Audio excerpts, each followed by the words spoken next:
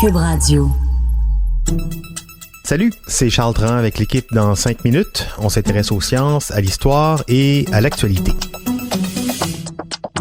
Aujourd'hui, on parle climat et économie. Premier d'une série de 2 balados. D'abord, le constat, un rapport de l'IPPR, Institute for Public Policy Research, un groupe de lobby progressiste basé à Londres, met en garde. Le réchauffement climatique pourrait entraîner une crise économique aussi importante que celle de 2007-2008. On n'est pas surpris. Dans le scénario le plus extrême, dit le rapport, la crise climatique pourrait conduire à une crise majeure des sociétés humaines, les entraînant dans un effondrement précipité dans lequel les chocs économiques, sociaux et politiques s'enchaîneraient en cascade au sein d'un système global, un peu à la façon dont la crise financière de 2007-2008 s'est déroulée. Instabilité politique donc, migration massive forcée, famine, conflit, voire un potentiel effondrement économique global.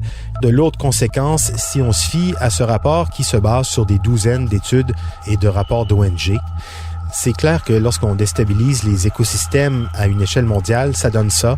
Chute des populations de vertébrés de plus de 60% depuis les années 70, un tiers des terres arables rendues inutilisables par l'érosion, nombre d'inondations qui a été multiplié par 15 depuis 1950, épisodes de température extrême multipliés par 20 et le nombre de feux de forêt multiplié par 7, tout ça depuis un demi-siècle. Ces chiffres, on peut les traduire en dollars aussi, 3 800 milliards de dollars, c'est ce que le dérèglement climatique aura coûté depuis les 20 dernières années seulement à nos économies. Et comme on vit dans un monde ultra connecté, les crises aussi sont connectées entre elles. Crise climatique, économique, financière, alimentaire, migratoire, tout est lié. L'essayiste français Paul Virilio le disait souvent, dans un monde global, oui, les crises et les catastrophes aussi sont globales. Et on n'en est pas loin. Regardez la crise migratoire, par exemple, c'est pas fini avec la multiplication des sécheresses au Moyen-Orient et en Afrique du Nord. L'étude de l'IPPR avertit que le changement climatique pourrait engendrer 10 fois plus de réfugiés dans ces 2 régions que durant les printemps arabes qui avaient déjà entraîné la migration de 12 millions de personnes, 10 fois plus avec les changements climatiques. Cette interconnexion d'effondrement potentiel constitue, selon l'IPPR, le plus grand défi que l'humanité ait jamais eu à affronter et certainement aussi le plus sous-estimé.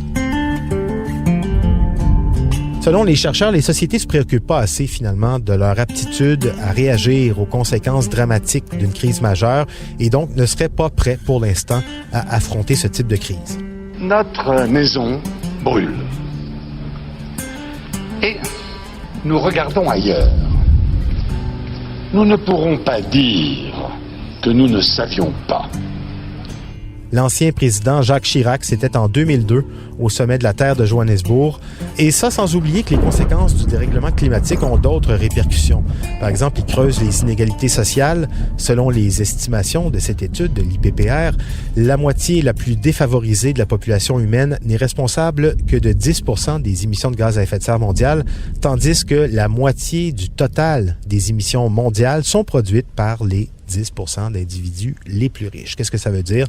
Ça veut dire qu'en plus d'être un enjeu climatique, économique et social, la crise climatique, c'est aussi en train de devenir un enjeu de justice sociale.